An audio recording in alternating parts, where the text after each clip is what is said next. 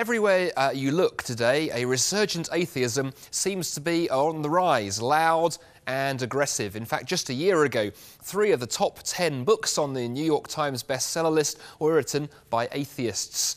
So why are these so-called new atheists so angry? Well, partly because they think religion shouldn't be here. Atheists a generation ago thought the 21st century would be a godless utopia. Yet religion today is as strong as ever and is growing. And so that results, I think, in a frustration among our atheist friends, and that generates a dogmatism and the aggressiveness we see in some of those new atheists.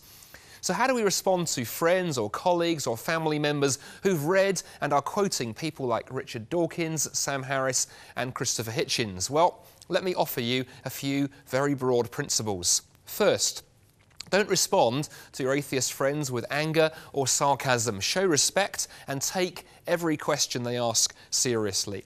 Second, pray frequently and intentionally for your atheist friends. Pray that tensions would arise in their worldview that would open up questions that you can address. Thirdly, speaking of questions, ask insightful questions of your own. Find out what your friends believe or don't believe. Questions like, why do you think that? Or, what's your evidence for that? Are powerful. Most atheists, I find, have not actually stopped and thought through their worldview. We can challenge them to do so. Fourth, demonstrate the richness of Christianity in your conversations with your atheist friends. The Christian worldview is much deeper than atheism, so use that depth. Talk about beauty and justice. Talk about truth and art, morality and wonder, love and virtue. The Christian worldview far better explains those things than atheism, which often struggles to accommodate them. Fifth, remember the importance of character. Your character should display Christ as much as your words. The evangelist Gypsy Smith once said there are 5 Gospels: Matthew, Mark, Luke, John, and the life of the Christian. Most people will not read the first 4.